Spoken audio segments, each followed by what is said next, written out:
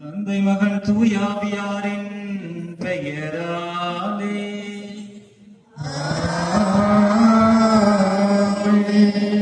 நம் ஆண்டவராகிய இயேசு கிறிஸ்துவின் அருளும் கடவுளின் அன்பும் தூயாவியாரின் நட்புறவும் உங்கள் அனைவரோடும் இருப்பதாக.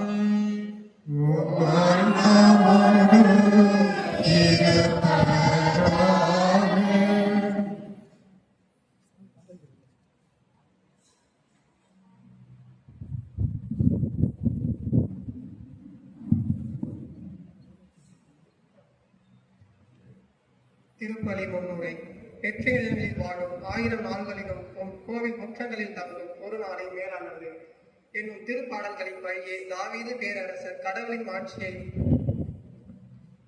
வெளிப்படுத்தும் ஆலயத்தின் பெருமையை எழுபது போல் அனைவருக்கும் உரித்தான இடம் இறைவேண்டலின் வீடாகவும் இறைவனின் உரையும் ஆலயமாகவும் இருக்கின்ற இப்புனித இடத்திலேயே இறைமக்களாகிய உங்கள் ஒவ்வொருவரையும் இறைப்பணியில் கலந்து இறைவனின் சற்று இளைப்பார அருளையும் ஆசிரியையும் நிறைவாக பெற்று சென்றிட அன்புடனே அழைக்கின்றோம். திரு இருதய ஆண்டவரின் திரு வழிபாட்டு குழு உறுப்பினர்கள் எல்லாவற்றிற்கும் மேலாக இறைவனையே பற்றி கொள்ளும் அவரால் திருப்பொழிவு பெற்றவர்கள் சந்திக்கும் சவால்கள், எதிர்கொள்ளும் பிரச்சனைகள், துன்பங்கள் இவற்றையெல்லாம் கடவுளுடன் இணைந்து கடந்து போகச் செய்து நிலைவாழ்வின் ஊற்றாகிய இறைவனை கேடயமாய் பற்றி கொண்டு மன உறுதியோடு இயேசுவின் மீது நம் கண்களை பதிய வைப்போம். நிலைவாழ்வின் வெற்றி பயணத்தில் பயணம் செய்து இலக்கை அடைவோம்.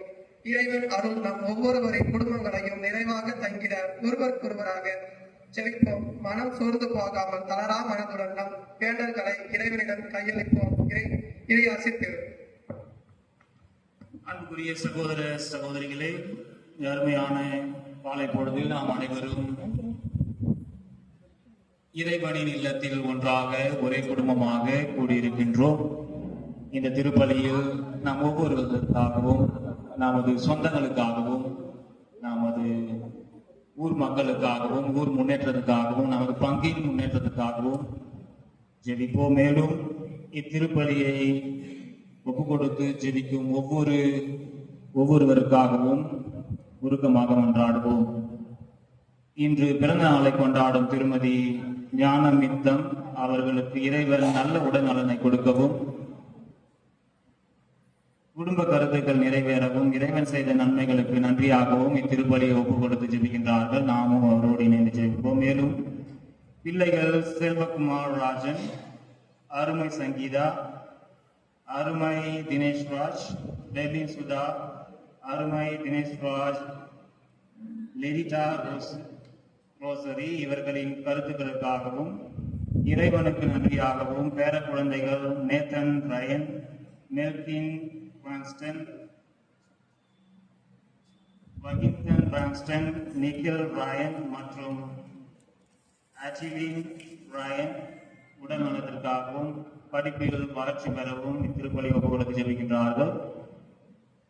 மேலும் அம்மா ஜெபமாலை மரியின் உடல்நலத்திற்காகவும் அருள் சகோதரிகள் sister Cecily, sister Lima, Sumathi மற்றும் சிஸ்டர் செல்வி இவர்கள் பணி சிறக்கவும் உடல் நலத்திற்காகவும் இத்திருப்பலியை ஒப்புகளுக்கு ஜெபிக்கின்றார்கள். மேலும் நமது தனிப்பட்ட கருத்துக்களுக்காகவும் நமது ஆழ்மனத்தில் இருக்கின்ற கருத்துக்களுக்காகவும் உருக்கமாக மன்றாடுவோம். மேலும் மரித்த திருவாளர் எலியாஸ், மதலை முத்து, மிக்கேல் அம்மாள், அபிரகாம் ஆன்ம இலைப்பாற்றிக்காக ஜெபிக்கின்றார்கள். மரித்த திருமதி லீமா ரோஸ், திரு பீட்டர், திருமதி ஜோஸ்பின் மேரி ஆன்ம இலைப்பாற்றிக்காகவும், அந்தோனி செல்வராஜ், கலையரசி குடும்ப முன்னேற்றத்திற்காகவும் பிள்ளைகளின் நலனுக்காகவும் நினைத்த காரியங்கள் நல்ல முறையில் நிறைவேறவும் இந்த திருப்பலியை ஒப்புக் கொடுத்து ஜெபிக்கின்றார்கள். அன்புக்குரிய சகோதர சகோதரிகளே, நாம் அன்பான இறைவன் எப்பொழுதுமே நம்ம அன்பு செய்கின்றார். நம்மை அவருடன் அவரது பிள்ளைகளாக இணைந்து வாழ்வதற்கு அழைப்பு விடுக்கின்றார். இந்த அருமையான காலை பொழுதில் நாம் ஒன்றாக கூடியிருக்கின்றோம். எனவே இந்த கருத்துக்களுக்காகவும் நமது ஆழ்மனதில் இருக்கின்ற கருத்துக்களுக்காகவும் உருக்கமாக திருப்பலியில் மன்றாடுவோம்.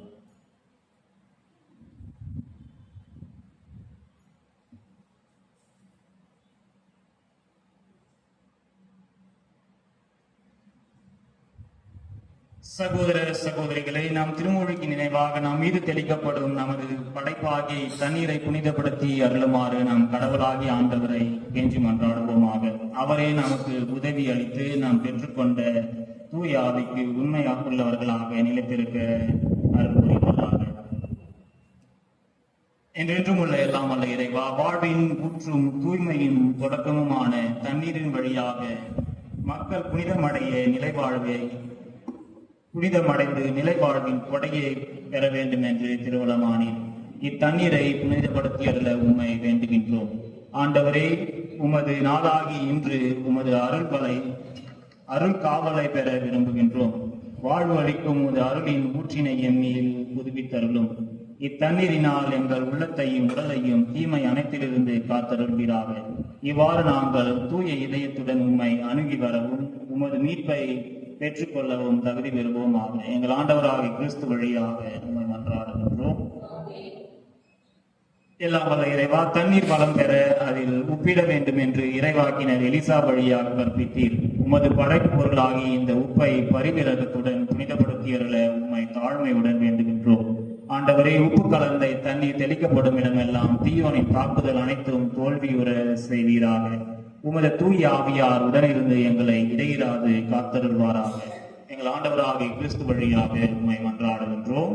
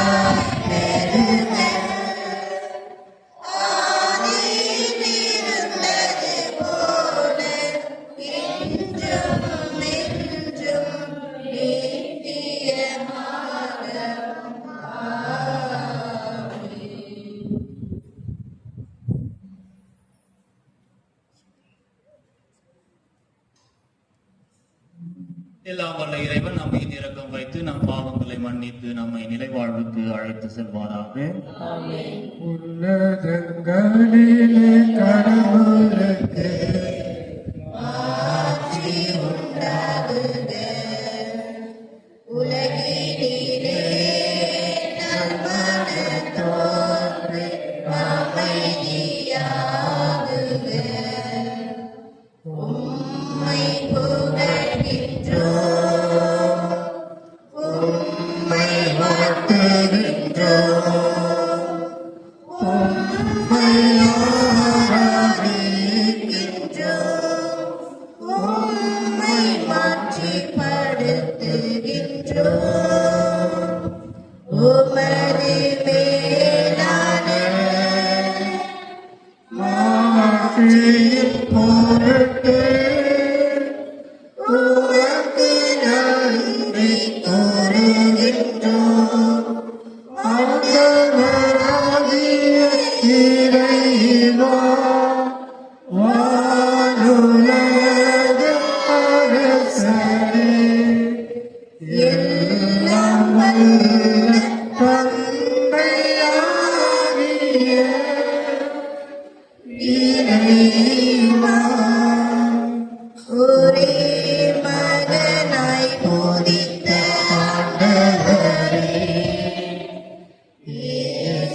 கிறிஸ்துவே ஆண்டவராகிய இறைவா இறைவனின் செம்மறியே தந்தையின் திருமகனே உலகின் பாவங்களை போக்குபவரே எங்கள் மேல் இரக்கமாயிரும் உலகின் பாவங்களை போக்குபவரே எங்கள் மன்றாட்டை ஏற்றருளும் தந்தையின் வலப்பக்கம் வீற்றிருப்பவர் எங்கள் மேல் இரக்கமாயிரும் ஏனெனில் இயேசு கிறிஸ்துவே ஒருவரே தூயவர் ஒருவரே ஒருவரே உன்னத தூய ஆவியாரோடு தந்தையாகிய இறைவனின் ஆட்சியில் இருப்பவர் நீரே.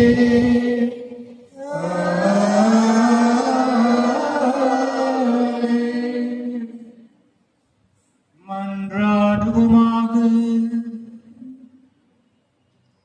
இறைவா, உம்மை அன்பு செய்வோருக்கு கற்புலனாகாத பல்வேறு நன்மைகளை நீரே ஏற்பாடு செய்கின்றீர். எங்கள் இதயங்களில் உமது அன்பின் நிறைவை பொழிவதால் நாங்கள் உம்மை அனைத்திலும் அனைத்திற்கு மேலாகவும் அன்பு செய்து எல்லா வகை மனித எதிர்பார்ப்புகளையும் கடந்தவும் வாக்குறுதிகளை பெற்றுக் கொள்வோமாக. உம்மோடு தூயாவியாரன் ஒன்றிப்பு இறைவனாய் என்றென்றும் வாழ்ந்து ஆட்சி செய்கின்ற எங்கள் ஆண்டவரும் உம் திருமகன் இயேசு கிறிஸ்து வழியாக உம்மை மன்றாடுகின்றோம்.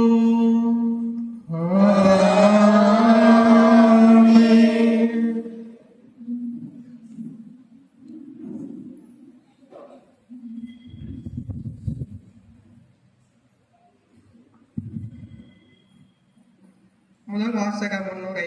ஆண்டவரின் இரக்கம் பெரியது. ஆண்டவரின் ஊழியரான எரேமியா சந்திக்கும் துன்பங்களையும் மனித கைகளால் இறையாட்சியின் ஊழியர்கள் படும் கொடுமைகளையும் இறைவாக்கினர் எரேமியா வாழும் எடுத்துரைக்கும் என்பதனை முதல் வாசகம் வழியே கேட்போம்.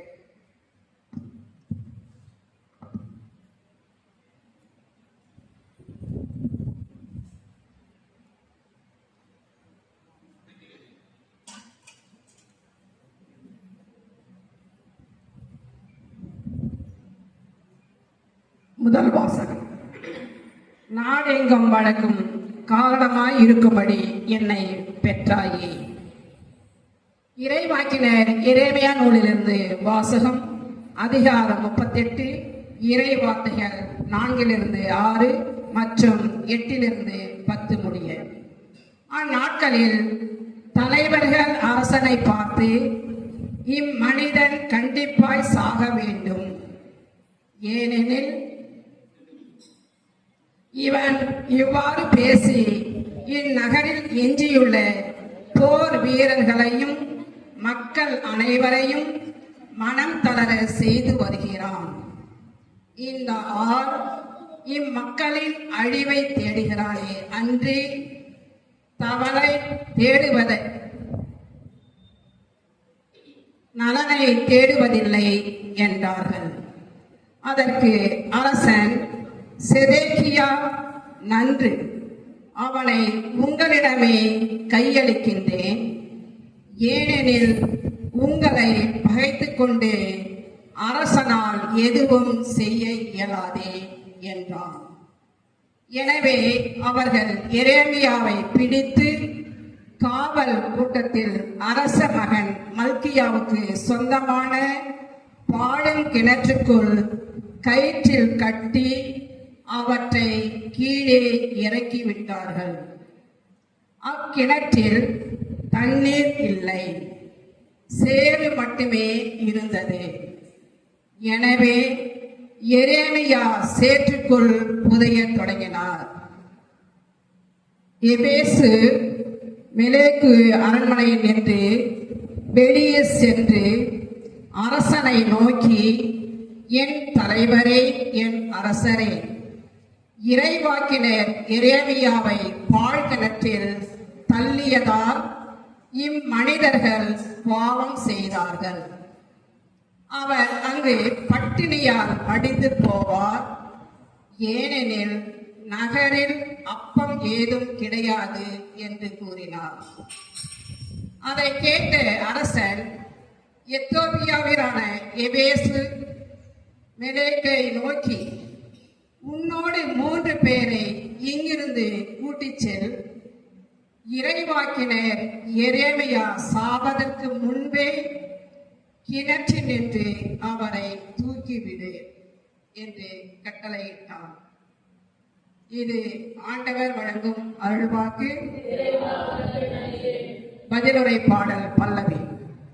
ஆண்டவரே, எனக்கு உதவி செய்ய விரைந்து வாரும். நான் ஆண்டவருக்காக பொறுமையுடன் காத்திருந்தேன். அவரும் என் பக்கம் சாய்ந்து எனது மன்றாட்டை கேட்டறினார். பல்லவி. ஆண்டவரே, எனக்கு உதவி செய்ய விரைந்து வாரும். அழிவின் குழியிலிருந்து என்னை அவர் வெளிக்கொணர்ந்தார். சேறு நிறைந்த பள்ளத்தினின்று தூக்கி எடுத்தார். கற்பாறையின் மேல் நான் காலூன்றி நிற்க செய்தார். என் காலடிகளை உறுதிப்படுத்தினார். பல்லவி. ஆண்டவரே, எனக்கு உதவி செய்ய விரைந்து வாரும். புதியதொரு பாடலை, நம் கடவுளை புகழும் பாடலை என் நாவினின்று எழ செய்தார். பலரும் இதை பார்த்து அச்சம் கொண்டு ஆண்டவர் மீது நம்பிக்கை கொள்வர். பல்லவி. ஆண்டவரே, எனக்கு உதவி செய்ய விரைந்து வாரும். நானோ ஏழை எளியவன். என் தலைவர் என் மீது அக்கறை கொண்டுள்ளார். நீரே என் துணைவர், என் மீட்பர், என் கடவுளே, எனக்கு துணை செய்ய விரைந்து வாரும். பல்லவி. விரைந்து வாரும்.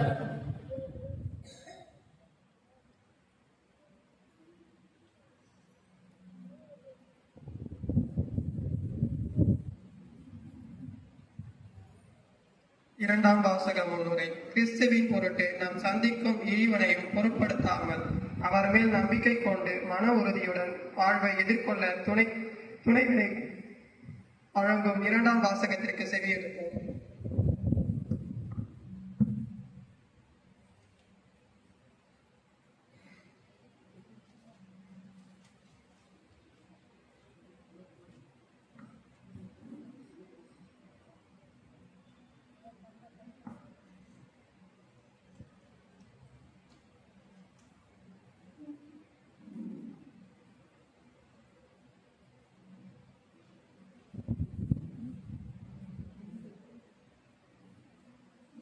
இரண்டாம் வாசகம்.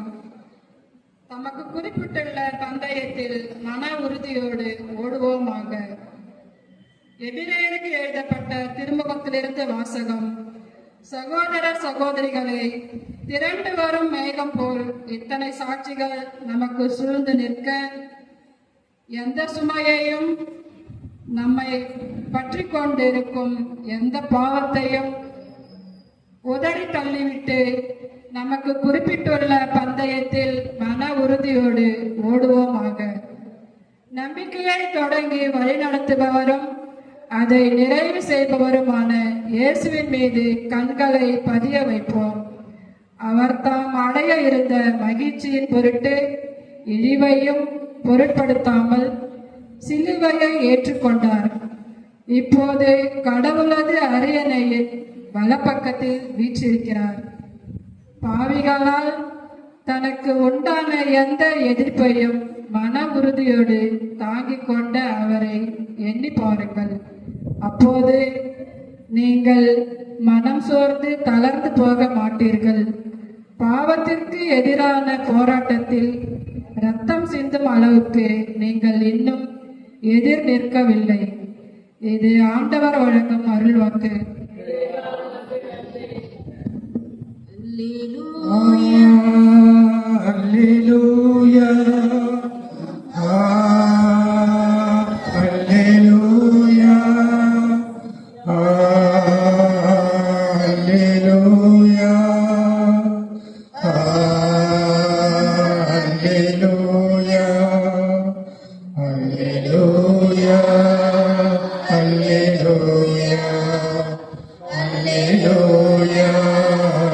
Hallelujah. என் நாடுகள் எனது குரலுக்கு செவி சாய்க்கின்றன. எனக்கும் அவற்றை தெரியும், அவையும் என்னை பின்தொடர்கின்றன. அல்லேலூயா,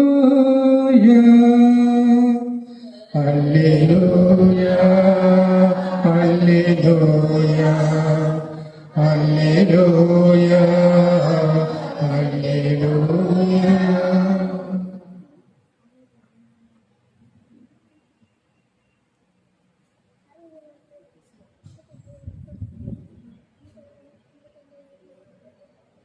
ஆண்டவர் உங்களோடு இருப்பாராக.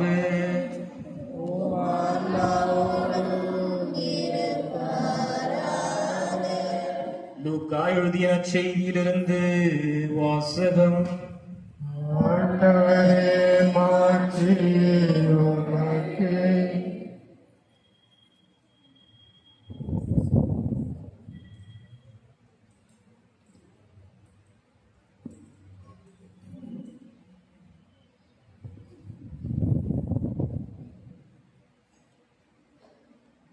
அக்காலத்தில் இயேசு சீடரை நோக்கி கூறியது, மண்ணுலகில் தீ மூட்ட வந்தேன், அது இப்பொழுது பற்றி எரிந்து கொண்டிருக்க வேண்டும் என்பதே என் விருப்பம்.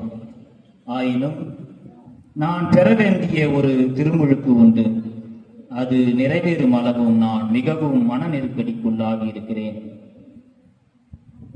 மண்ணுலகில் அமைதியை ஏற்படுத்த வந்தேன் என்றான் நினைக்கிறீர்கள்? இல்லை, பிளவு உண்டாக்கவே வந்தேன் என உறுதியாக சொல்கிறேன். இது முதல் ஒரு வீட்டில் உள்ள 5 இருவருக்கு எதிராக மூவரும், மூவருக்கு எதிராக இருவரும் பிரிந்திருப்பர். தந்தை மகனுக்கும், மகன் தந்தைக்கும், தாய் மகளுக்கும், மகள் தாய்க்கும், மாமியார் தன் மருமகளுக்கும், மருமகள் மாமியாருக்கும் எதிராக பிரிந்திருப்பர். ஆண்டவரின் அருள்வாக்கு. கிறிஸ்துவே, உமக்கு புகழ். கிறிஸ்துவில் பிரியமான சகோதர சகோதரிகளே, மிகவும் அழகாக ஆண்டவரின் அருள்வாக்குன்னு சொன்னோன்னே என்ன சொன்னோம்? கிறிஸ்துவுக்கே புகழ். ஆண்டவரின் அருள்வாக்கு இன்னைக்கு எப்படி இருந்துச்சு? அமைதியை ஏற்படுத்த நான் வரல, உங்களுக்குள்ள பிரச்சனை உருவாக்க வந்திருக்கேன் அப்படின்னு ஆண்டவராக இயேசு கிறிஸ்து சொல்றார். அப்படித்தானே? தந்தைக்கு எதிராக மகனும், மகனுக்கு எதிராக தந்தையும், தாய்க்கு எதிராக மகனும், ஒருவருக்கு எதிராக மற்றொருவர், சகோதரனுக்கு எதிராக சகோதரி, சகோதரிக்கு எதிராக சகோதரன், மருமகளுக்கு எதிராக மாமியார், மாமியாருக்கு எதிராக மருமகள், குழப்பத்தை உருவாக்க நான் வந்திருக்கிறேன் என்று யார் சொல்றது? இயேசு கிறிஸ்து சொல்றாரு. அத ஒரு சாதாரண மனிதன் சொல்லி இருந்தா நம்ம ஓகே, மனித குணம் இப்படிதான் இருக்குன்னு விட்டுடலாம். அப்படித்தானே? நம்மை காத்து நம்மை விடுவிக்க வந்த ஒரு இறைவன், அன்பே உருவான ஒரு இறைவன், தம்மையே பலியாக கொடுக்க வந்த இறைவன் சீடர்களை பார்த்து, மக்களை பார்த்து இவ்வாறு கூறினாள் என்றால் என்ன ஒரு மனநிலை அங்கு நிலவும் என்று நாம் சிந்தித்து பார்க்க வேண்டும். கடவுளே, உங்களை தான் நாங்க பெருசா நினைச்சிட்டு இருக்கிறோம், நீங்களே இப்படி சொன்னா என்ன ஆகுது? நீங்க இவ்வுலகிற்கு வந்தா எங்களுக்கு அமைதி கிடைக்கும், அதை தான் நினைச்சு நாங்க உங்க பின்னாடி வந்துட்டு இருக்கோம். ஆனா நீங்க என்னடானா உங்களுக்குள் பிரச்சனையை உருவாக்கவே, தீ மூட்டவே வந்திருக்கின்றேன் என்று நம் ஆண்டவராகிய இயேசு கிறிஸ்து சொல்றார். யூதேய மக்கள் எப்படி வாழ்ந்து கொண்டிருந்தார்கள் என்றால், இஸ்ரேல் ஒரு பக்கம் இருக்கு, இஸ்ரேலர்கள், ஜூஸ் அவங்க ஒரு பக்கம் இருக்காங்க, ரோமன்ஸ் உரைமை மக்கள் அவங்க ஒரு பக்கம் இருக்காங்க. அப்படி இருக்கும்போது ரோமன் நாட்டில இருந்து வரக்கூடிய அந்த படை, அவங்களுடைய அரசு என்ன பண்ணுது, இஸ்ரேல் மக்களை ஒடுக்கி அவங்களை துன்புறுத்தி அதிலிருந்து கிடைக்கும் வருமானங்களை அவர்கள் ரோமுக்கு எடுத்துட்டு போயிட்டு இருந்தாங்க, ரோமை நாட்டுக்கு. ஆகவே இயேசு வாழ்ந்த காலத்தில் இஸ்ரேல் மக்களுக்கிடையே ஒரு அமைதி இல்லை, அமைதி கிடையாது, ஒரு சந்தோஷம் கிடையாது, டெய்லி உணவு கிடையாது, ஒரு அடிமைகளை போல நடத்தப்பட்டார்கள். மேலும் பெண்களுக்கு மதிப்பு கொடுக்கப்படவில்லை, சிறு பிள்ளைகளுக்கு மதிப்பு கொடுக்கப்படவில்லை. அங்க இருக்கிற தலை சிறந்த மனிதர்களுக்கு, அதாவது யாரு, சதுசேயர்கள், பரிசேயர்கள், மேலும் உயர்ந்த பதவியில் இருக்கின்றவர்கள், அவர்களுக்கு மட்டுமே சமுதாயத்தில் நிலவக்கூடிய, சமுதாயத்தில் கிடைக்கக்கூடிய அனைத்து பெனிஃபிட்ஸ், சமுதாயத்தில் கிடைக்கக்கூடிய சலுகைகள் அனைத்தும் கிடைக்கப்பட்டது. அந்த சலுகைகள் வரல, ஞாபகம் வரல, இப்பதான் ஞாபகம். சோ அந்த சலுகைகள் கொடுக்கப்பட்டது. அதனால அந்த இஸ்ரேல் மக்கள் என்னாச்சு, அவங்க எப்பயுமே அந்த அடிமைத்தனத்திலேயே இருந்தார்கள். அவர்களுக்கு ஒரு கஷ்டம், எப்பயுமே ஒரு கஷ்டம், ஒரு அமைதியே ஏற்படவில்லை அங்க. அந்த சமயத்தில் தான் மீட்பராகிய நம் ஆண்டவராகிய இயேசு கிறிஸ்து அங்கே வரார். அப்ப எல்லாருடைய எதிர்பார்ப்பு எப்படி இருக்கும், கடைசியா ஒருத்தவர் நம்மளை காப்பாத்த வந்துட்டாரு, இந்த தொல்லைகளிலிருந்து, இந்த பிரச்சனைகளிலிருந்து, இந்த அடிமைத்தனத்திலிருந்து நமக்கு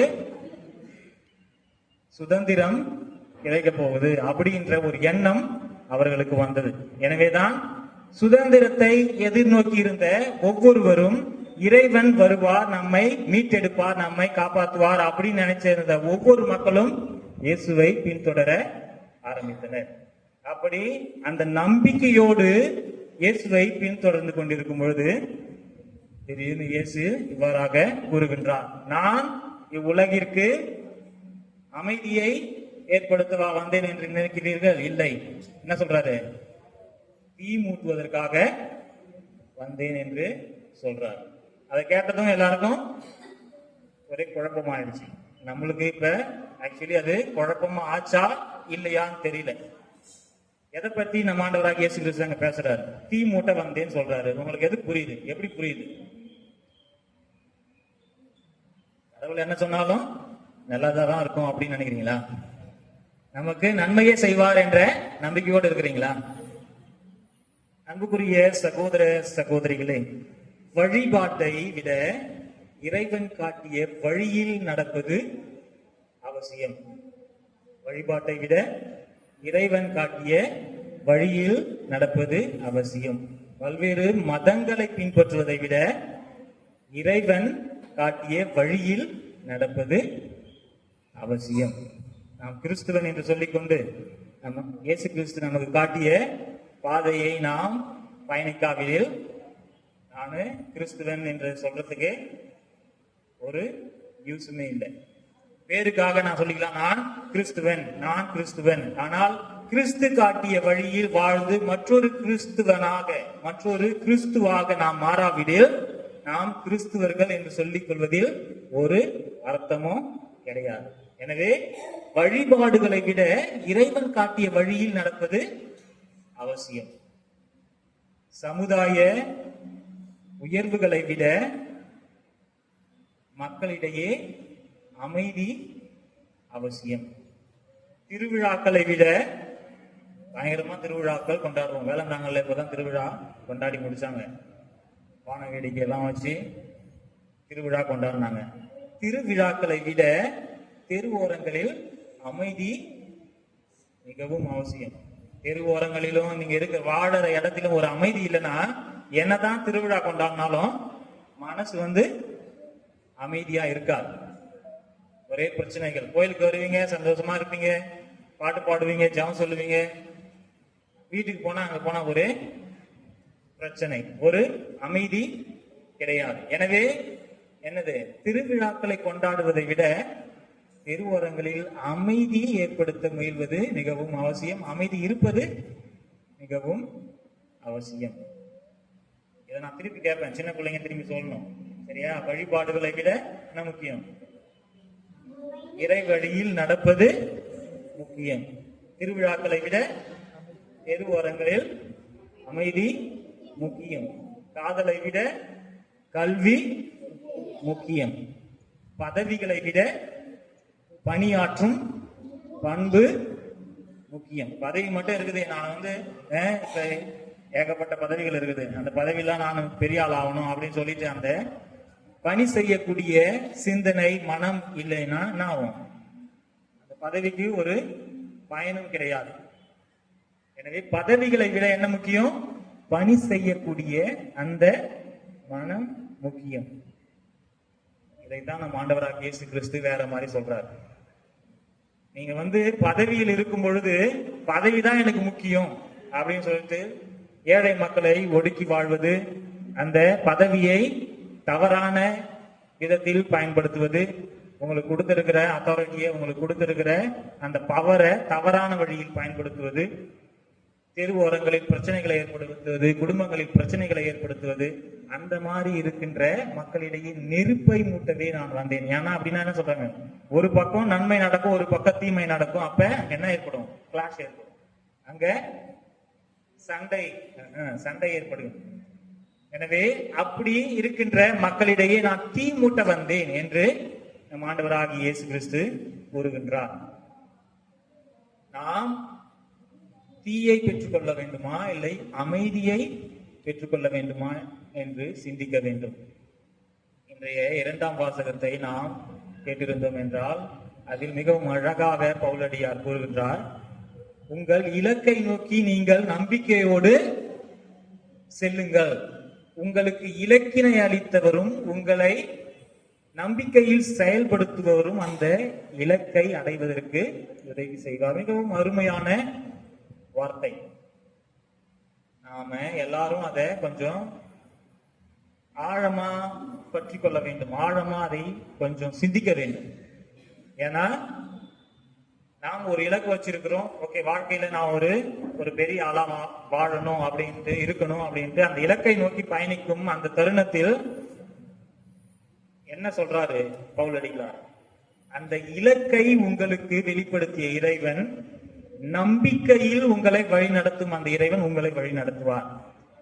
அவரே உங்களை வழி நடத்துவார். உங்களை அவர் கைவிடுவது கிடையாது. உங்களை அவர் கை விடாமல் உங்களை வழி நடத்துவார். அதுதான் மிகவும் அருமையாக சொல்றாரு. அப்ப நாம என்ன செய்யணும்?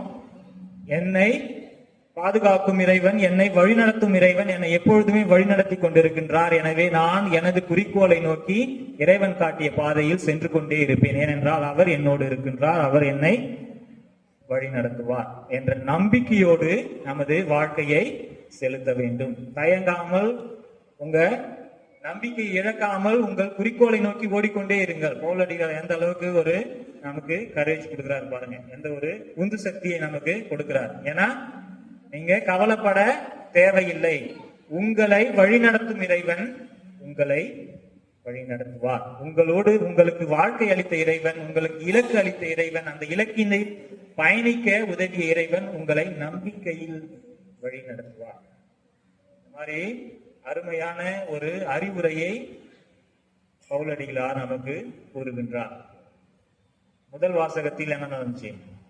முதல் வாசகத்துல முன்னுரை யாராவது கேட்டீங்களா? கேட்கலையா? முதல் வாசகம் என்ன நடந்துச்சு? முதல் வாசகத்துல அந்த ஃபர்ஸ்ட் 2 லைன்ஸ் அவங்க படிச்சாங்க. என்ன நடந்துச்சு? இறைவாக்கினர் இருக்கிறாரு. இறைவாக்கினர் இறை வார்த்தை எடுத்துரைத்துக் கொண்டிருக்கின்றார். ஆனா அந்த வார்த்தை மக்களிடையே எப்படி சென்றடையுது? ஒரு குழப்பத்தை ஏற்படுத்துகின்றது. அந்த அரசு என்ன பண்றான், அவனை கட்டி கிணத்துல போட்டு அவனை காலி பண்ணிடலான்னு உத்தரவு போடுறான்.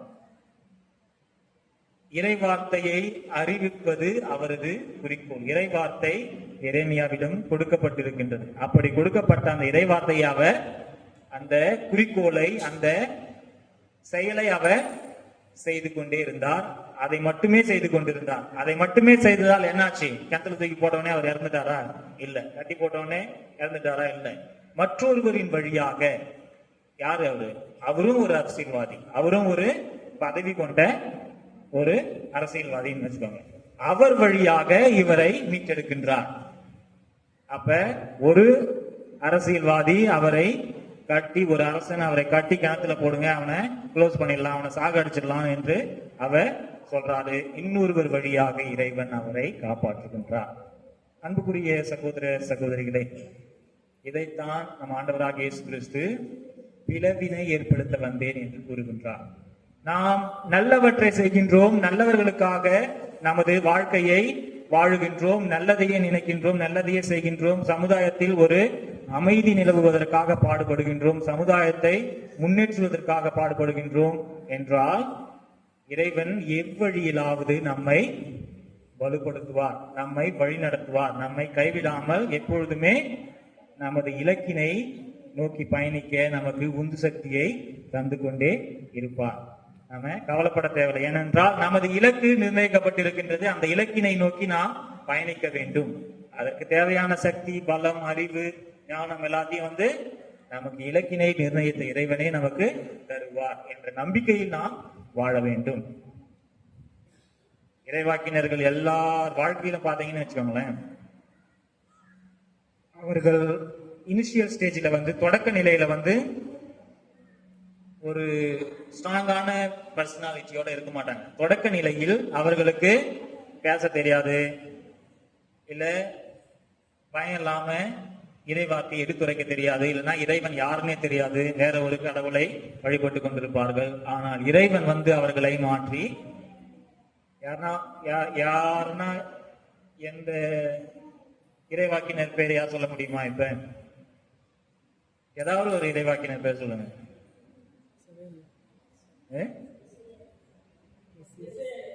எசாயா இறைவாக்கினருங்களா? எரேமியா, ஓகே. ஜெர்மாயா, எசாயா, ஜெர்மாயா, ஜெரேமியா, ஓகே. ஜெரேமியா. அப்புறம் அவரது வாழ்க்கையை பார்த்தோம் என்றால் என்ன சொல்வார்? நான் சிறு பிள்ளை, எனக்கு பேச தெரியாது, படிக்க தெரியாது, பாட தெரியாது, இது தெரியாது, நான் இன்னும் படிக்கவே இல்லை, சின்ன பையன், பயம். ஆனா கடவுள் என்ன சொல்லுவாரு? நான் உன்னை உயர்த்துவேன், உனக்கு தேவையான அனைத்து வல்லமையையும் நான் தருவேன், நீ எனது செயலை செய். எல்லா இறைவாக்கினர்களை பார்த்தோம் என்றால், எந்த ஒரு இறைவாக்கினர்களை நாம் எடுத்துக்கொண்டோம் என்றால், அவரது வாழ்க்கையை நாம் சற்று பார்த்தோம் என்றால், இறைவன் அவர்கள் அருகில் இருப்பார், அவர்களை வழி நடத்துவார். ஆனா நம்மளுடைய வாழ்க்கையை இப்ப கொஞ்சம் பார்த்தோம்னா, இறைவன் இருக்கிறாரா இல்லையா அப்படின்றதே கொஞ்சம் சந்தேகமா இருக்கும். அப்படித்தானே? ஏனென்றால் நமது குறிக்கோளை நோக்கி இறைவன் மீது நம்பிக்கை வைத்து நாம் பயணிப்பது கிடையாது. எதற்காக நமக்கு நம்பிக்கையை இழந்துறோம்? நாம வாழ்க்கையில ஒரே துன்பமா இருக்குது, பிரச்சனையா இருக்குது. எதற்காக என்றால் நாம் இறைவன் மீது நம்பிக்கையோடு வாழ்வது கிடையாது. ஏன்னா ஒரு பிரச்சனை வந்துச்சுன்னா உடனே என்ன சொல்லிடுறோம்? கடவுளுக்கு கண் இல்லையா, காது இல்லையா, எவனும் எப்படி எப்படியா இருக்கிறான், தவறு செய்வன் எல்லாம் நல்லா இருக்கிறான், டெய்லியும் கோயிலுக்கு போறோம்னா ஒரே கஷ்டத்திலேயே இருக்கிறேன். இதெல்லாம் நாம பேசக்கூடியது இல்லைங்களா? நம்ம அப்படித்தானே சொல்லுவோம். ஏதாவது ஒரு தவறு, ஏதாவது ஒரு செயல், நாம வேண்டாத, விரும்பாத ஒரு செயல் நமது குடும்பத்தில் நடந்துகிட்டதுன்னா நம்ம என்ன சொல்றோம்?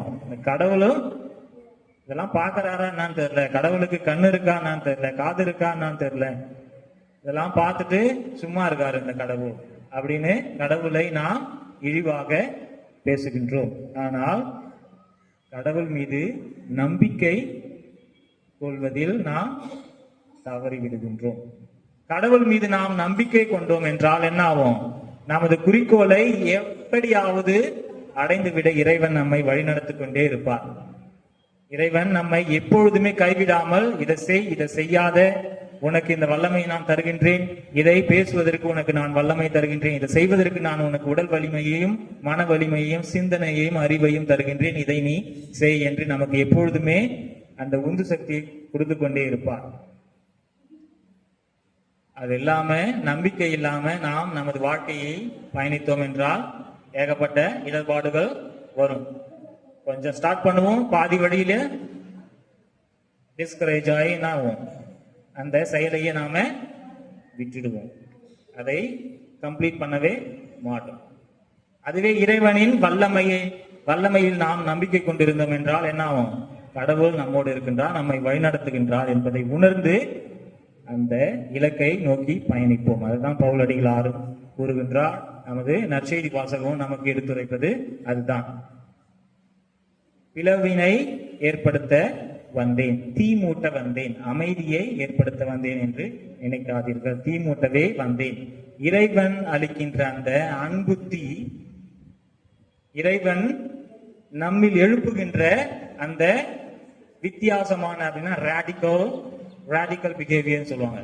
ரேடிக்கல் பிஹேவியர்னா சமநிலை, அந்த வித்தியாசமான ஒரு personality, radical thinking, radical life style, வித்தியாசமான வாழ்க்கை, அதாவது இறைவனோடு இணைந்த வாழ்க்கை.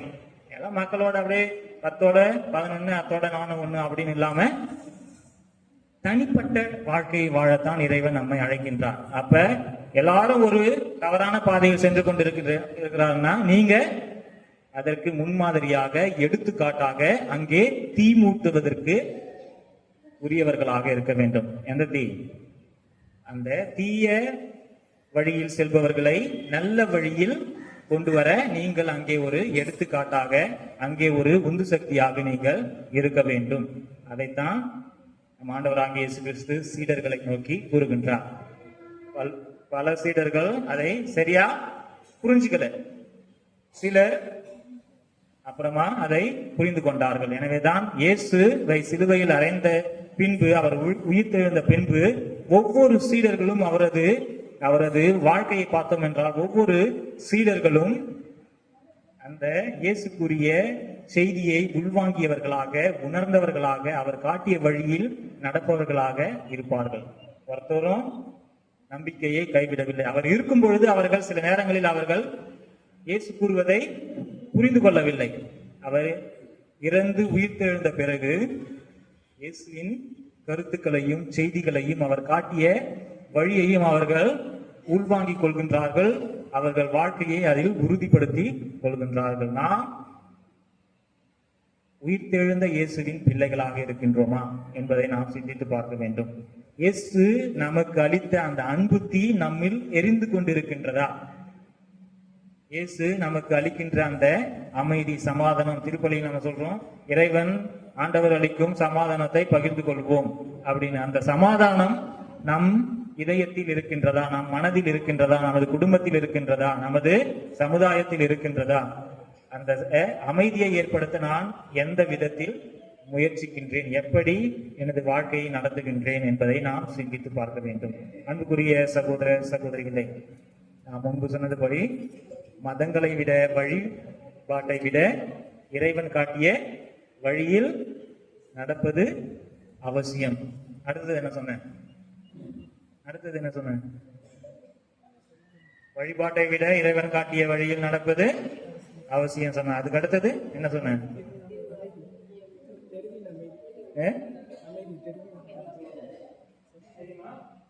மறந்துட்டீங்களா? எனக்கு எதுவும் கேட்கலையே.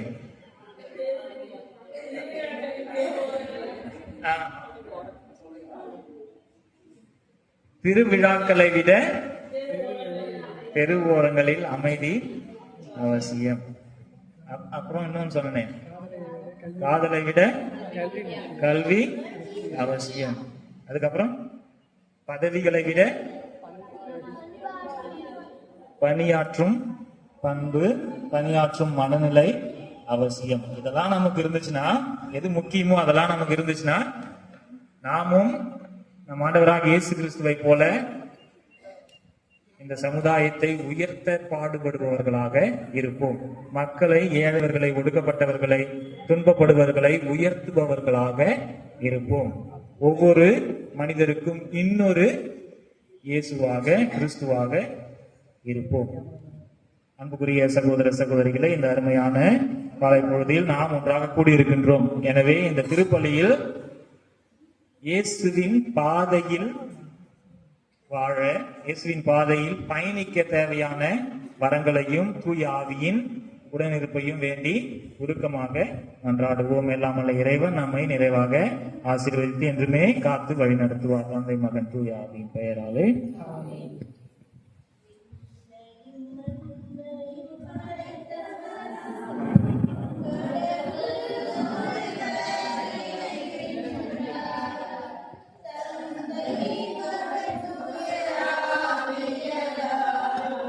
ஒன்றாய் வாழ்வோரை நம்புகிறேன்.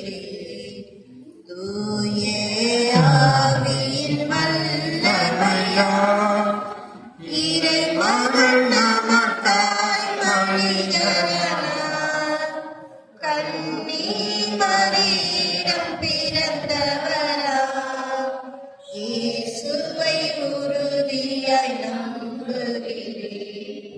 லாத்துவினாட்சியில் பாடுபட்டார்.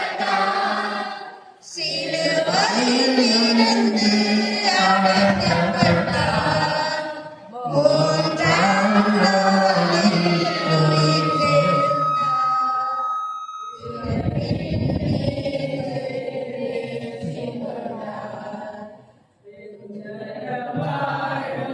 கண்ணையிடம் அடி கொண்டு இருக்கின்றார். உலகம் முடியும் காலத்திலே நடுவர கிருபையும் வந்திடுவார். தூய ஆவியாரை நம்புகிறேன். ஆவியில் துணை தேடுகிறேன்.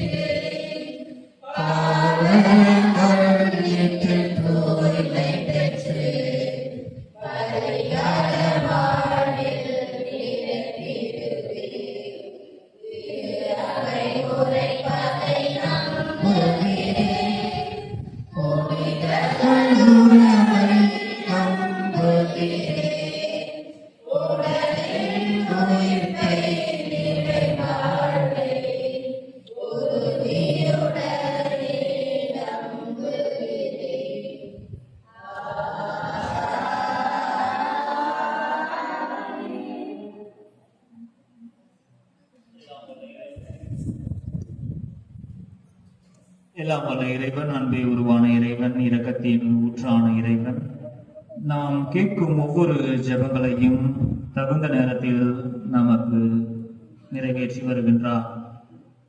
நமக்கு தேவையானவற்றை அவரே தருகின்றார். நமது வாழ்க்கையை நல்ல முறையில் வாழ நமக்கு ஒரு உந்து சக்தியாக இருந்து வருகின்றார். அவரே நம்மை பாதுகாத்து வழி நடத்துவார்.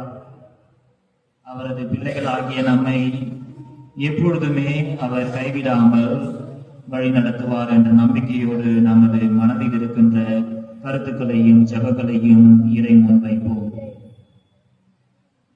மூவர் இறைவா, உமது பிள்ளைகளாகிய எம் அனைவரையும் வழிநடத்தும் திருத்தந்தை, ஆயர்கள், குருக்கள், இருபால் துறவியர்கள், பொது நிலையினர் அனைவரையும் ஆசீர்வதியும். உமது மந்தையைச் சேர்ந்த ஆடுகளாகிய நாங்கள் இறைவாக்கு பணிபுரியும் அருட்பணியாளர்களுக்கும் செயல்படுத்திடவும், நற்செய்தி பணிபுரிவோர் சந்திக்கும் துன்ப துயரங்களில் உமது உறுதுணையாக நின்றிட இறைவா உம்மை மன்றாடுகின்றோம். நேர்மையாளரின் குரலுக்கு செவி சாய்க்கின்ற கடவுளே, பல்வேறு அறப்பணிகளை மேற்கொள்ளும் ஆட்சியாளர்கள், அரசு பணிபுரியும் ஊழியர்கள் தங்கள் பணியை செவ்வனை செய்திட, இடர்பாடுகளை மன உறுதியுடன் சந்தித்து உண்மையுடன் பணி செய்திட இறைவா உம்மை மன்றாடுகின்றோம். வாக்கு மாறாதவரே, இவ் ஆலயத்தில் குழுமியுள்ள அனைவரையும் ஆசீர்வதியும். ஒவ்வொருவரின் குடும்பத்திலும் நீரே அவசராகவும் வீட்டு தலைவராகவும் வீட்டிலிருந்து எங்களிடையே ஏற்படும் மனக்கசப்புகளையும் பிரிவுகளையும் வேதனைகள் சண்டைகள் இவற்றை களைந்து ஒற்றுமையுடன் குடும்பத்தை வழிநடத்திடவும் உமது அமைதியை எம் குடும்பங்களில் நிலைபெறச் செய்திடவும் வர வேண்டி இறைவா உம்மை மன்றாடுகின்றோம். நெருக்கடி வேளையில் எமக்கு பதில் தருபவரே, இவ்வேளையில் மருத்துவமனையில் துன்புறும் நோயாளிகள், உடல் மன நோயாளிகள், அவதியுறும் மக்கள், சிறையில் வாடுவோர், அகதிகளாக அலைந்து அல்லலுறும் சகோதர சகோதரிகள், இவர்கள் அனைவரின் துன்பத் துயரங்களில் நின்று இவர்களை விடுவித்தள்ளும்படியாக இறைவா உம்மை மன்றாடுகின்றோம். அஞ்சாதே, நான் உன்னோடு இருக்கிறேன் என மொழிந்தவரே, எம் நாட்டின் இராணுவ பணியில், பாதுகாப்பு பணியில், எல்லைப்புறங்களில் ஈடுபட்டுள்ள ஒவ்வொருவரையும் அவர் தம் குடும்பங்களையும் உம் பாதம் சமர்ப்பிக்கின்றோம்.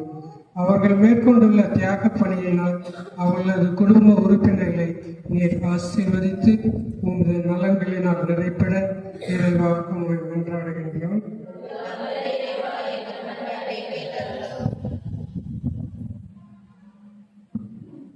நமது ஆழ்மனதில் இருக்கின்ற நமது தேவைகளுக்காக மௌனமாக மன்றாடுவோம்.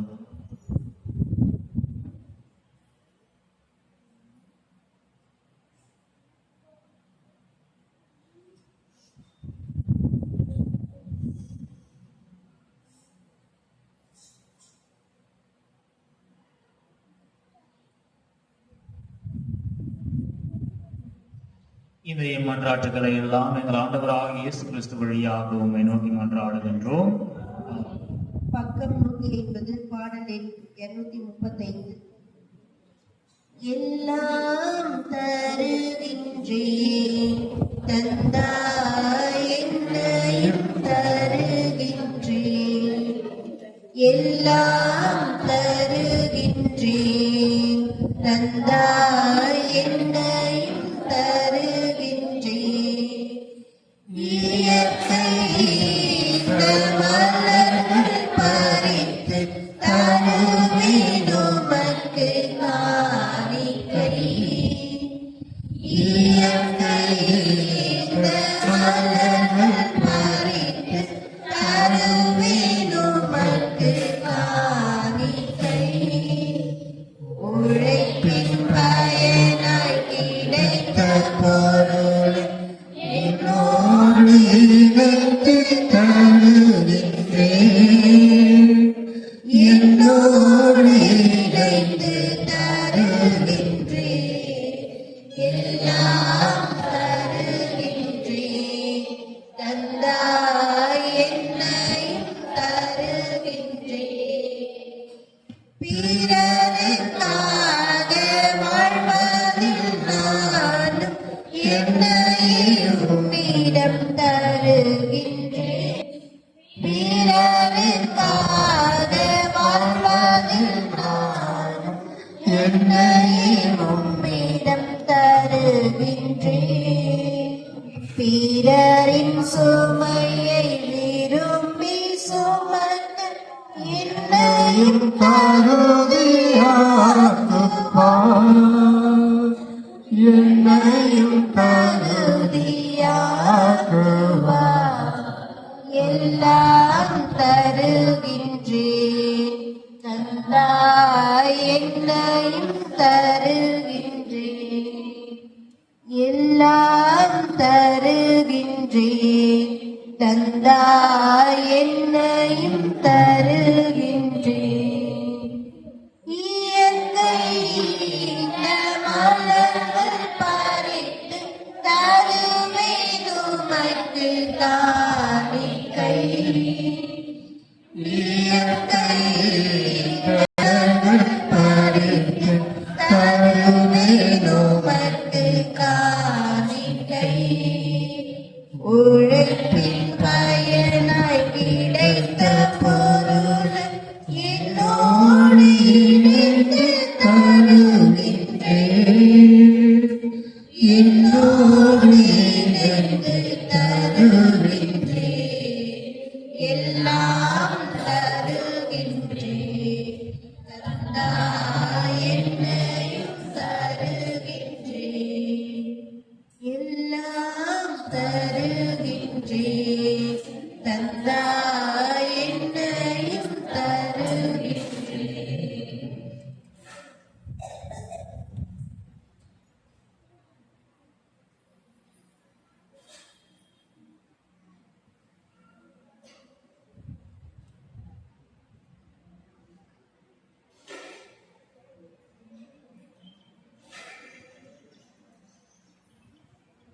சகோதர சகோதரிகளே, என்னுடையதும் உங்களுடையதுமான இவ்வழி எல்லாம் உள்ள இறைவனாகிய தந்தைக்கு ஏற்றதாகும்படி ஜெபியுங்கள். மாட்சிக்காகவும் நமது நன்மைக்காகவும் புனித திருஅவைகள் அனைத்திருக்காகவும் உதவியிலிருந்து வழியை ஏற்றுக்கொள்வாராக. ஆண்டவரே, மாட்சிமிக்க மாற்றங்களை ஏற்படுத்தும் எங்கள் காணிக்கைகளை ஏற்றருளும். அதனால் நீ தந்தவற்றையே உமக்கு ஒப்புக் கொடுத்து உம்மையே நாங்கள் பெற்றுக்கொள்ள தகுதி பெறுவோமாக. எங்கள் ஆண்டவராகிய கிறிஸ்து வழியாக உம்மை மன்றாடுகின்றோம். ஆண்டவர் உங்களோடு இருப்பாராக.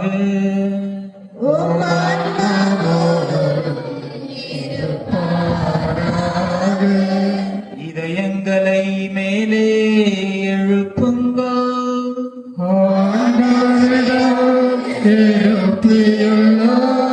நம் இறைவனாகிய ஆண்டவருக்கு நன்றி கூறுவோம்.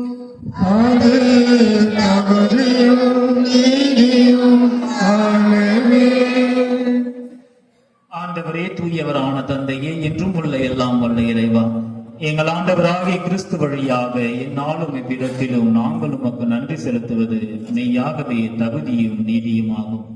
எங்கள் கடமையும் மீட்புக்கு உரிய செயலுமாகும். கிறிஸ்துவின் இறப்பினை நாங்கள் அன்போடு கொண்டாடுகின்றோம். உயிர்ப்பினை உயிராற்றல் உள்ள நம்பிக்கையோடு அறிக்கையிடுகின்றோம்.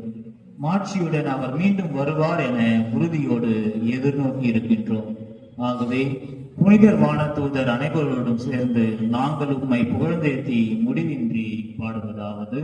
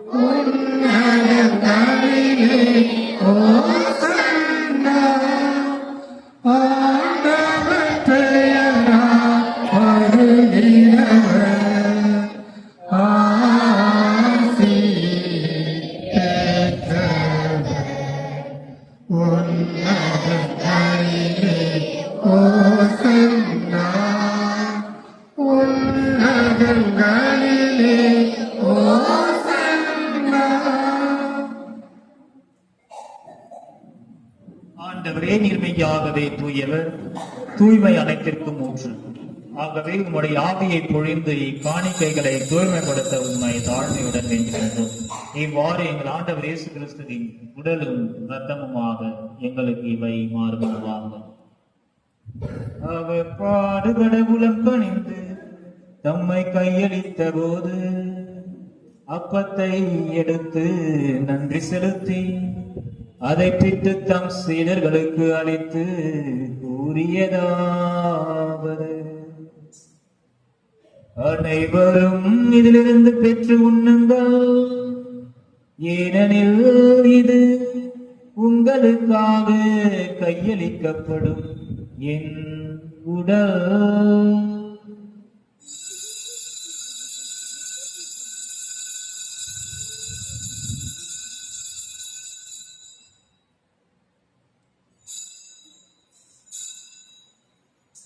அவ்வண்ணமே இரவு விருந்தை அருந்திய பின் கிண்ணத்தையும் எடுத்து மீண்டும் உமக்கு நன்றி கூறி தம் சீடர்களுக்கு அளித்து அவர் கூறியதாவது: அனைவரும் இதிலிருந்து பெற்று பருகுங்கள், ஏனெனில் இது புதிய நிலையான உடன்படிக்கைக்குரிய என் இரத்தத்தின் கிண்ணம்.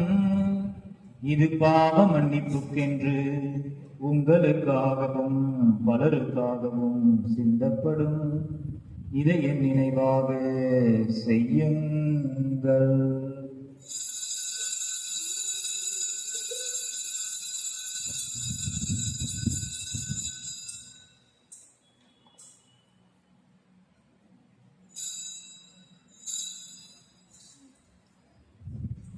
நம்பிக்கையின் மறைபொருள்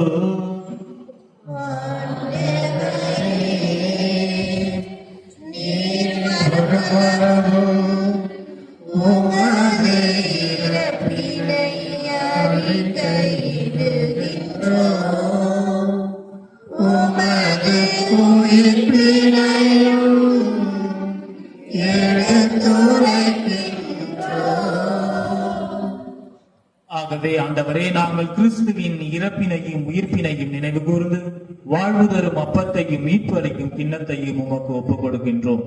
உம் திருமுன் நின்று உமக்கு ஊழியம் புரிய தகுந்தவர்கள் என எங்களை ஏற்றுக்கொண்டீர். எனவே உமக்கு நன்றி செலுத்துகின்றோம்.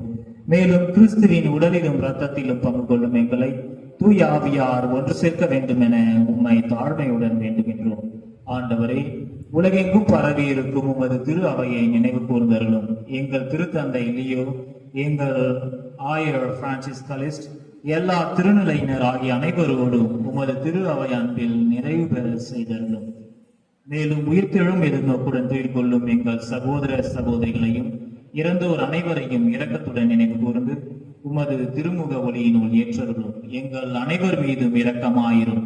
கடவுளின் கன்னித்தாயான புனித மரியா, அவருடைய கணவரான புனித யோசேப்பு, புனித திருத்தூதர்கள், இவ்வுலகில் உமக்கு உகந்தவராய் இருந்தோர் ஆகிய புனிதர் அனைவருடனும் நாங்கள் நிலைவாழ்வில் பங்கு கொள்ளும் தகுதி பெற்று உம் திருமகன் இயேசு கிறிஸ்து வழியாக உம்மை புகழ்ந்தேத்து வரமருள உம்மை மன்றாடுகின்றோம்.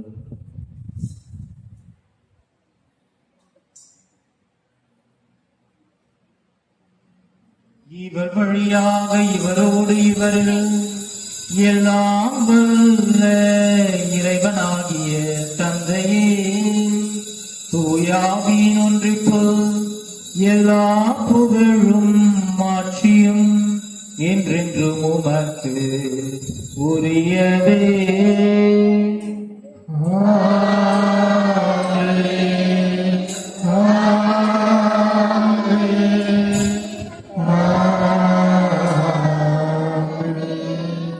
மீட்பரின் கட்டளையால் கற்பிக்கப்பட்டு இறைப்படிப்பினையால் பயிற்சி பெற்ற நாம் துணிந்து பாடுவோம்.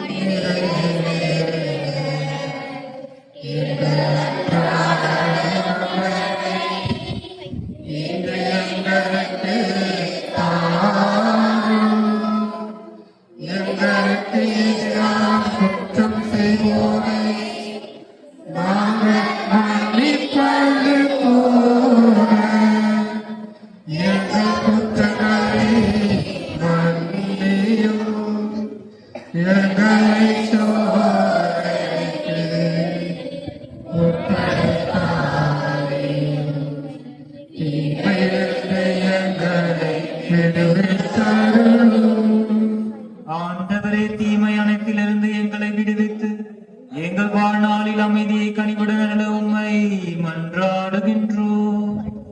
உமது இரக்கத்தின் உதவியால் நாங்கள் பாவத்திலிருந்து எப்போது விடுதலை பெற்று யாதொரு கலக்கமும் இன்றி நலமாயிருப்போமாக. நாங்கள் எதிர்நோக்கி இருக்கும் பேரின்பத்திற்காகவும் என் மீட்பராகிய இயேசு கிறிஸ்துவின் வருகைக்காகவும் காத்திருக்கின்றோம்.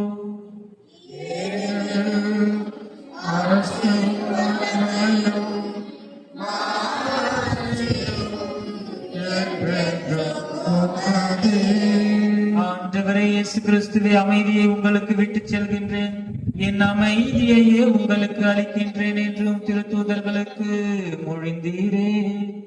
எங்கள் பாவங்களை பாராமல் உமது திரு அவையின் நம்பிக்கையை கண்ணோக்கி உமது திருவுளத்திற்கு ஏற்ப அதற்கு அமைதியையும் ஒற்றுமையையும் அளித்தருள்வீராக. என்றென்றும் வாழ்ந்து ஆட்சி செய்கின்றவர் நீரே.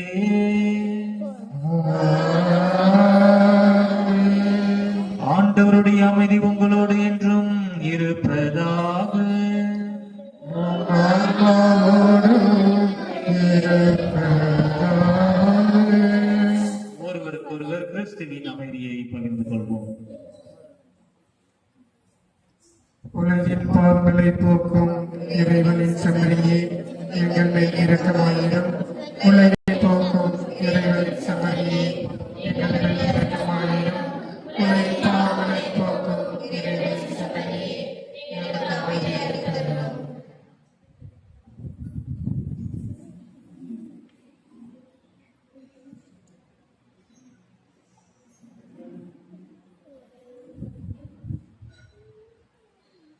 இதோ இறைவனின் செம்மறி, இதோ உலகின் பாவங்களை போக்குபவர். இச்செம்மறியின் விருந்திற்கு அழைக்கப் பெற்றோர் பேறு பெற்றோர்.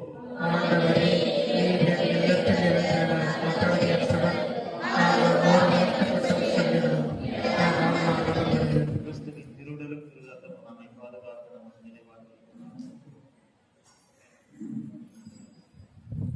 பாடலின் 211 பக்கம் 211 பாடலின் 397. வாழ்வை அளிக்கும் வல்லவா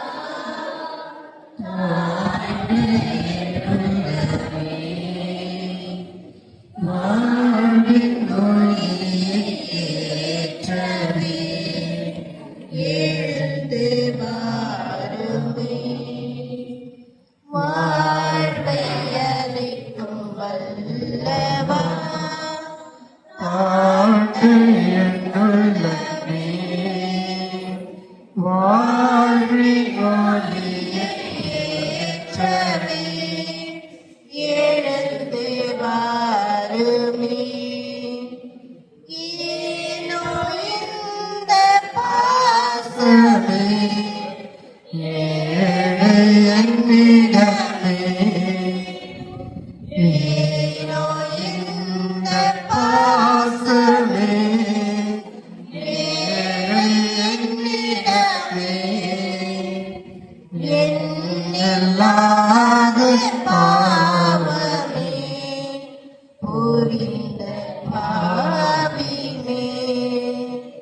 வாழ்வை அளிக்கும் வல்லவா தாழ்ந்த என்னுள்ளமே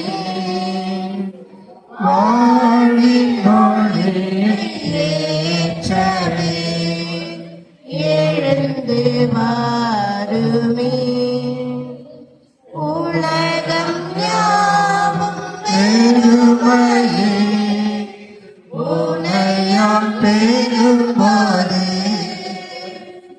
உலகம் யாவும் பெருமையே உனையால் பெருமாறு உறவு என்று இல்லையே உறவு வந்தனா வாழ்வை அளிக்கும் வல்லவா தாழ்ந்த உள்ளமே.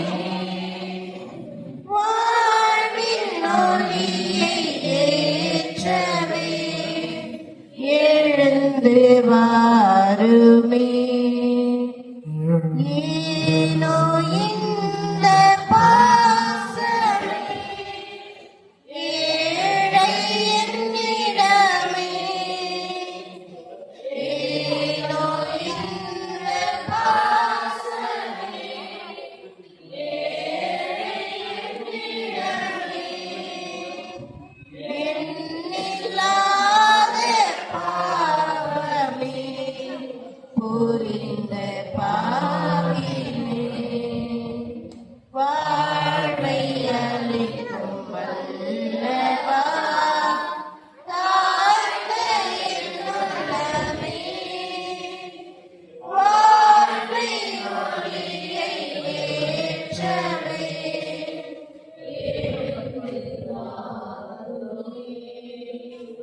எந்த மன்னர் உம்மை போல் பொங்கும் அன்பினார். எந்த மன்னர் உம்மை போல் பொங்கும் அன்பினார். வந்து எமது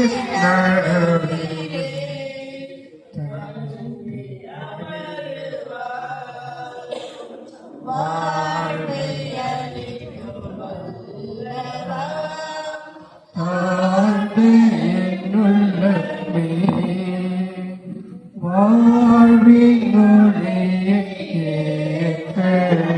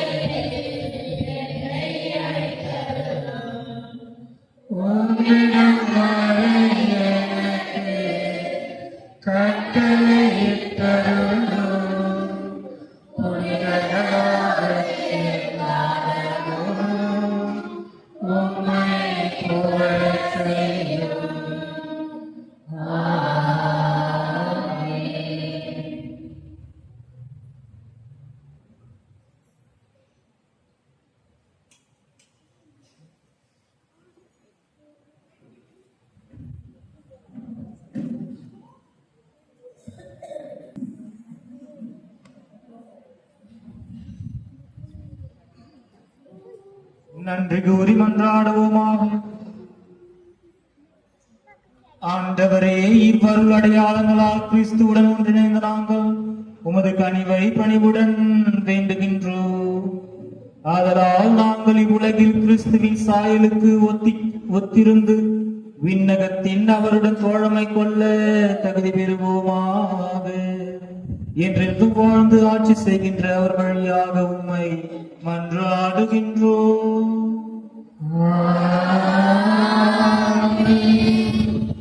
ஆண்டவர் உங்களோடு இருப்பாராக.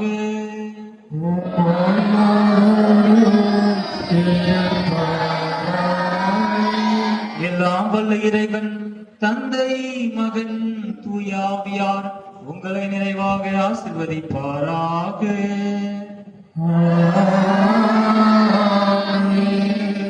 இறை நம்பிக்கை வாழ்ந்திட சென்று வாழுவோம். வாழ்வின் பலி தொடர்கிறது.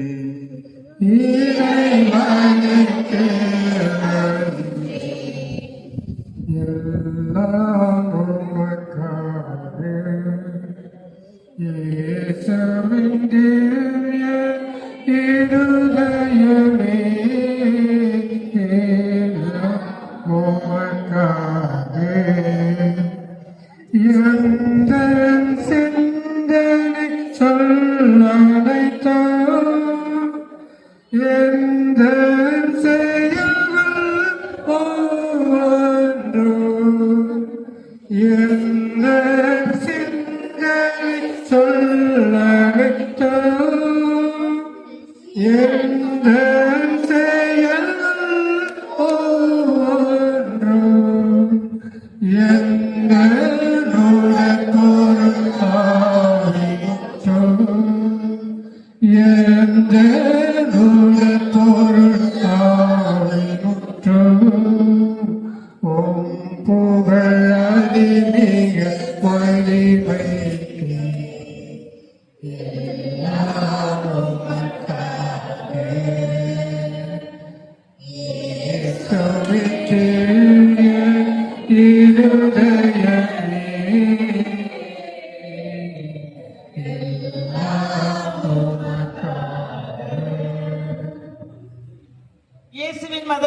திரு இருதயமே, புனித மரியாயின் மாசற்ற திரு இருதயமே, எமது பங்கின் பாதுகாவலரான புனித சூசையப்பரே, புனித அந்தோணியாரே, நாங்கள் பெயர் கொண்டுள்ள புனிதர்களே, புனிதையர்களே, எங்களுக்கு காவலாய் இருக்கும் எங்கள் காவல் தூதர்களே,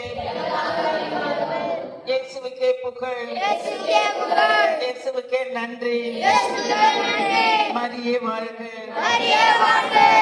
நிலையான